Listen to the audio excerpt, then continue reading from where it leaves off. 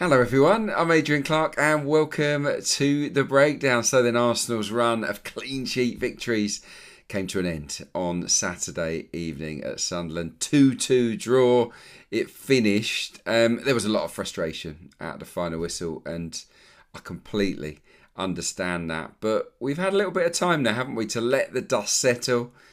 So how do we fairly look back and assess that performance, and more importantly, what do we learn about the team, about certain individual players? Well, let's break it down, shall we, and crack straight on. And maybe the best way to do it is to sort of divide things up with the first half, the second half, and then all important injury time. We didn't start well. I think that much is fair to say. Sunderland looked sharper.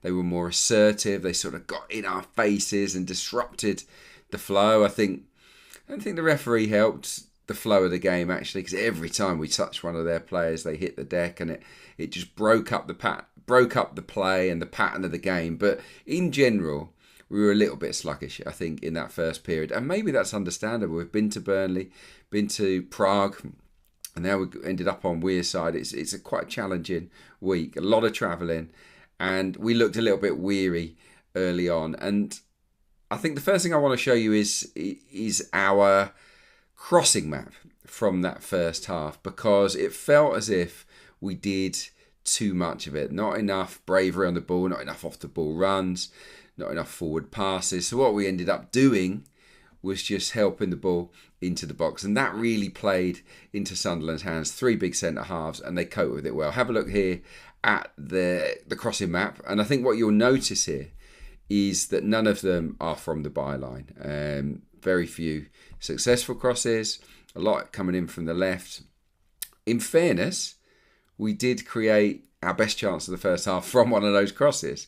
And it was from Calafiori, wasn't it, into Bukayo Saka, who knocks it down for Saliba. We can see the chance now here on the screen, and it's a big opportunity, isn't it? He really should score there. Saka does ever so well, I think, just to nod it down. He's on the penalty spot exactly.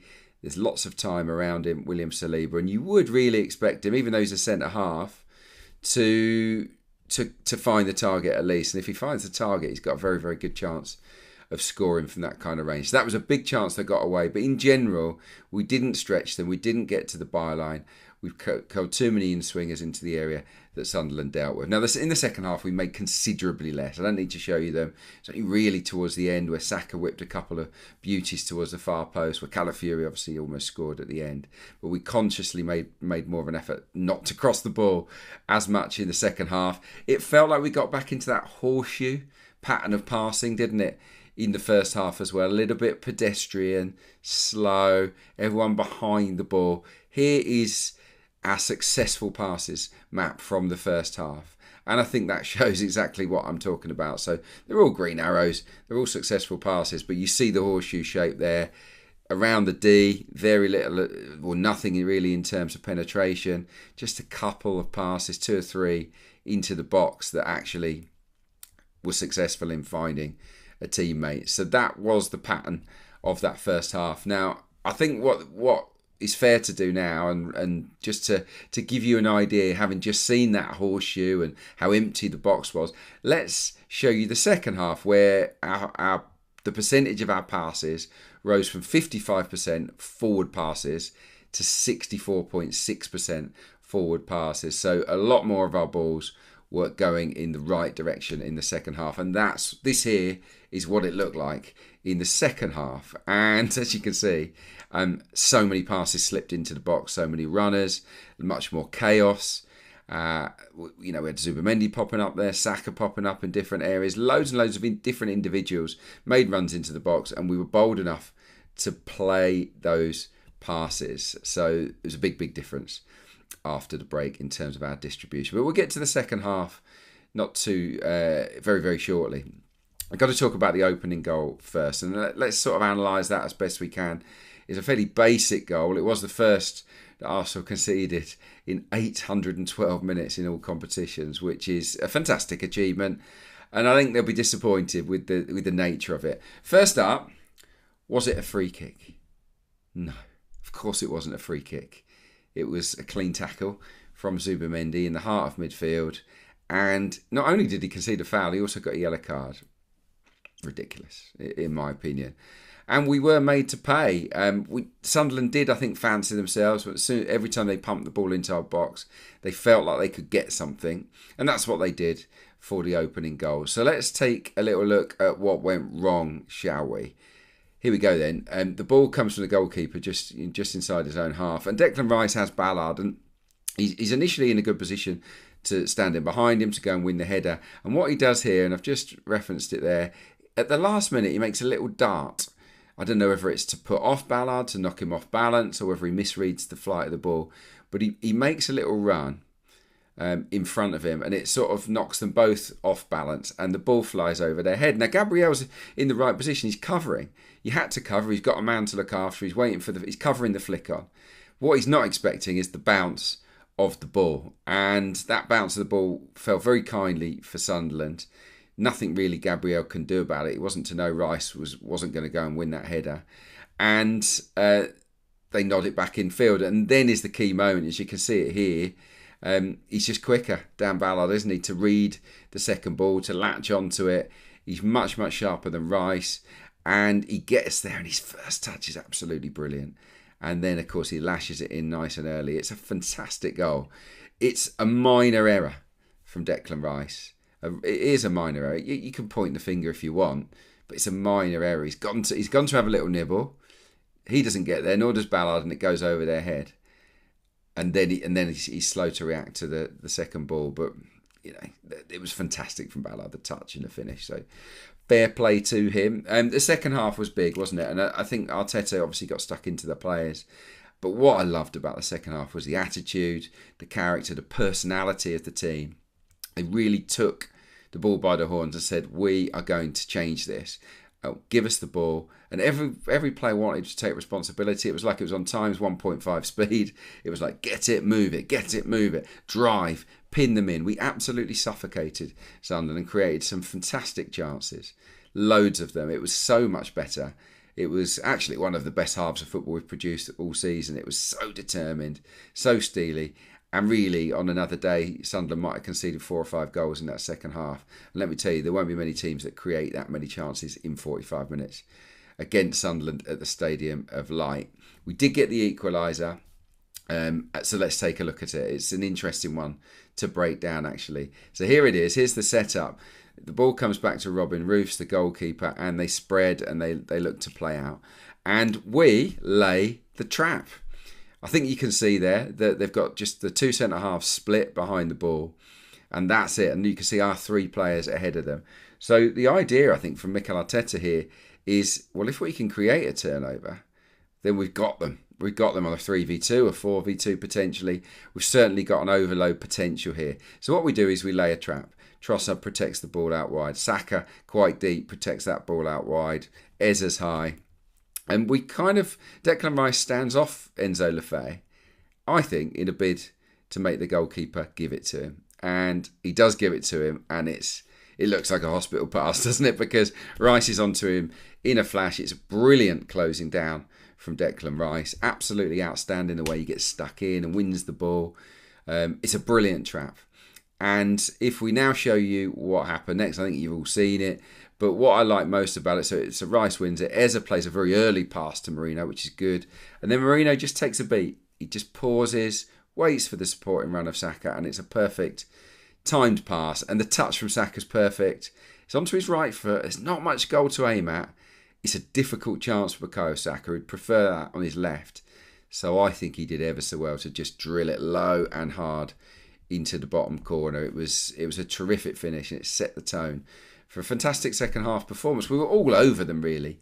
I think Rice and Zubimendi were the players that notably upped their game. I think Calafiori certainly got forward more, created more chaos, which was great. But Rice and Zubimendi were the catalysts, in my opinion. Eza, of course, went higher. So Eza went almost as a striker second half. Rice and Zubimendi in behind, really squeezing up. I want to show you Declan Rice's chalkboards from the first half and the second half. I think it's passing mainly from Declan. These are his passes. So first off, as you see, he's very disciplined, playing that left-sided role. Doesn't really get near the box enough. it's a modest first half chalkboard. He's not heavily involved. Let's flip it around to the second half, and there you see he's dominating. He's all over that midfield. He's in the final third. He's on the edge of the box. He's winning the ball. He's giving it. He is helping to suffocate Sunderland and really pin them in. And I thought he did a terrific job, as did Zubimendi. Zubimendi won 10 of 13 duels in the match, and a lot of those were won in the second half. Of course, he had 3 shots as well, Zubimendi, didn't he? The one off the bar was really unlucky. I want to show you his second half pass map, and like Rice, he is right on the edge of the box. Look at this. Look at this. He's really, in the first half, it was much deeper. Second half, look where he is, and look how many passes he's looking to play into the area. He really did take the game by the scruff of the neck. He showed great determination and character, Zubimendi. I was very impressed with him. He's unlucky not to hit the bar with that looping shot. He had another shot on the swivel, and of course, he had this effort. I love the move where Trossard plays it through the legs of the defender, but it's good imagination from Zubimendi to see the space, and he tries to just tickle it, doesn't he? A little glancing shot on the run, and it only just goes past that far post. So we're all over them, and we do get the second goal, and it's an absolutely brilliant one. Trossard having a great season, 4 goals, 4 assists now in all competitions, and it's his first goal in the Premier League for Arsenal from outside the box. It's the first goal he scored in the Premier League outside the box since 2021 when he was at Brighton. 33 consecutive Premier League goals inside the box. He should shoot for more from outside the box. There's no doubt about that, because he absolutely lashed this into the back of the net. And I wanted to show you the part that Calafiori played in it, if you don't mind. So here we go. He gets the ball, and initially the defender's in a great position. He's showing him down the line. There's cover behind him. There's not a lot of room for Trossard to go. And then you can see at the top of the screen, Calafiori is embarking on a well-timed overlap. And this is a lot of effort for a fullback to do, but it's absolutely vital work. So off he goes, and then as we flip it across, the defender gets dragged across. So he makes a movement to his right. Then he realises, it's not going there. By which time, look at the space that Trossard has got from absolutely nowhere. He's got 2 or 3 yards of space to hit the ball, and boy, did he hit it. So, yeah, it was a wonderful strike from Leandro Trossard, and he's having a great season. He's first choice for a reason. And I look at him and I see his body language. I think he feels really part of it now. He feels an integral part of this team, and we're starting to see his personality and character come to the fore. Right, so that was the second half until 87 minutes. It was all going brilliantly. And then Regis Lebris, the manager of Sunderland, puts on Eliza Mayenda and goes to 4-2-4. So he goes for broke. 2 strikers, 2 wingers, takes off a centre-half. And Mikel Arteta responds. And I think most managers would have done the same thing in that situation. He's thought, right, they're putting 4 up front. Let's just go centre-half. Mosquera on for Eza. And let's see if we can just see the job through. We were getting a bit tired, I have to say, at this point. I think that the matches were starting to catch up with us, and they were throwing absolutely everything at it. And I get the argument. I really get the argument where people will say, look, we were asking for it. You know, we dropped off deeper and deeper, and we invited Sunderland on, and they punished us. And you could make an argument to say that. But I do want to just show you Arsenal's chalkboard, passes and shots, from 87 minutes to 99 minutes. And as you see here, there was plenty of attacking. You know, we almost responded to the equaliser with a goal, an unbelievable block from Ballard, from Marino. But look, there's plenty of play inside the final third, isn't there? But if we then now show you Sunderland's chalkboard from 87 minutes to 99 minutes, they've got up the pitch, haven't they? They've really pinned us in. We've dropped off deep, and we've said, okay, we're going to back ourselves. We're going to back Gabriel, Calafiori, Saliba, Mosquera. They're going to win everything that you're going to put in the air. And look, they didn't. They only made 1 successful pass into the box in that period, and of course it led to the goal. So let's take a closer look at that goal, shall we? Because it's one that I think is avoidable. And it's one that was an absolute wounder, wasn't it, for Arsenal fans and for Mikel Arteta. So let's take a look at it. This is the initial setup when the ball is delivered from the left. It actually gets blocked there. But if you look along the line there, Zubimendi's dropped in. You've got Saliba, you've got Gabriel, Mosquera and Calafiori. They're all in good positions. And I want to highlight Mosquera because Mosquera is with Brobby, okay, the goal scorer. It's his man. Gabriel's got Mayenda. Saliba's got Ballard with Zubimendi. Good positions, okay. Yeah, there's players out spare wide. That doesn't matter. Let's flip it on then to the moment the ball gets sent into the box. And you'll see something has changed. So as the ball gets deflected and moved left, Calafiori automatically comes out and he looks to block the right winger. And then, of course, Mosquera slides across and he picks up the player that Calafiori had. And what Brobby does is he roams and he goes on Gabriel. And Gabriel all of a sudden has two players to look after. He's got the two strikers. He's got Mayenda and he's got Brobby. And that is a problem. What I would like to have seen here is Calafiori stay put and Mosquera absolutely say, Brobby's my man and I'm not moving away from him. But Calafiori's action triggers Mosquera to move left and it puts Gabriel in a really difficult position. What we should do is let the player out wide have it and worry about him delivering it in the box and defending that cross. The danger is in the middle of the box and Gabriel all of a sudden has a 2v1. It gets helped in. They knock it down and Brobby scores. Now, a lot of people are being critical of David Raya for coming off his line and not getting there. I think it was perfectly natural for him to come out and try and make that block. I think it was a natural reaction and it's a fantastic acrobatic finish. But the bottom line is Raya makes the save. He blocks that shot because it comes off Gabriel's head and flicks over him. If it doesn't hit Gabriel's head, it probably hits Raya in the face, but we survive. So I don't think it was a terrible decision to come out from goal. It's easy to say, oh, he should have stayed on his line. I think it probably was the most natural thing for a goalkeeper to do. He'd made a couple of great saves before as well. I think he had a right to come and he was very unlucky that the ball deflects off Gabriel and goes over him.